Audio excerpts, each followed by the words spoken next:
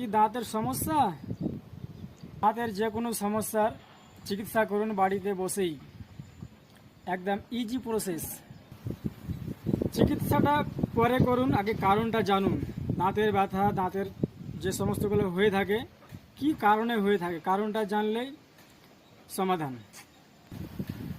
দাঁতে ব্যথা, পানি ধরা, মাড়ি ফোলা, মাড়ি দিয়ে পুঁজ বের হওয়া, রক্ত যাওয়া, এসব যে সমস্যা হয়ে থাকে, এই সমস্যার কারণ হচ্ছে কি? এগুলোর কারণ অনেক আছে। এগুলোর কারণ হচ্ছে, মেন কারণগুলো বলছি আমি, শুনুন। শরীরে যদি ক্যালসিয়ামের ঘাটতি থাকে তবে দাঁতের অসুবিধা বোঝাবে।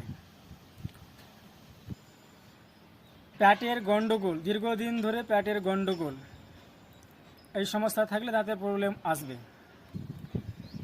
ইমিউন সিস্টেম কমজোর, ইমিউন সিস্টেম যদি কমজোর থাকে তবেই কিন্তু আসবে।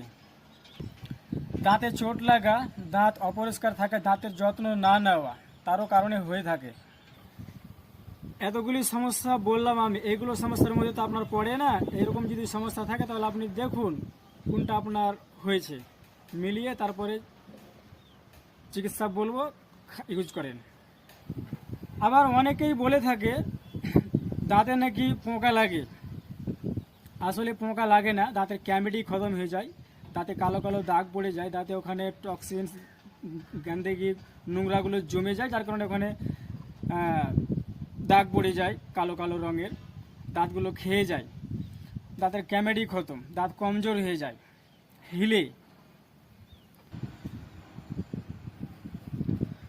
তবে কিছু খাবারকে এড়িয়ে চলতে হবে, খাবারের মধ্যে নিষিদ্ধ থাকতে হবে, যেগুলো আমি বলবো ধ্যান দিয়ে শুনুন এবং মাথায় রাখুন।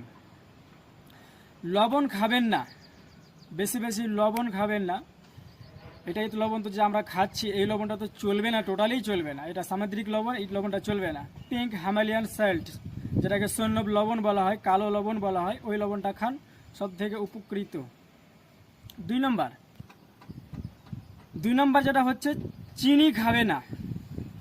চিনি থেকে দূরে থাকতে হবে। মিষ্টি জাতীয় খেতে হলে অল্প গুড় খান, মধু খান, এরকমভাবে ফল ফ্রুট খান, এগুলো খেতে পারলে বেশি ভালো।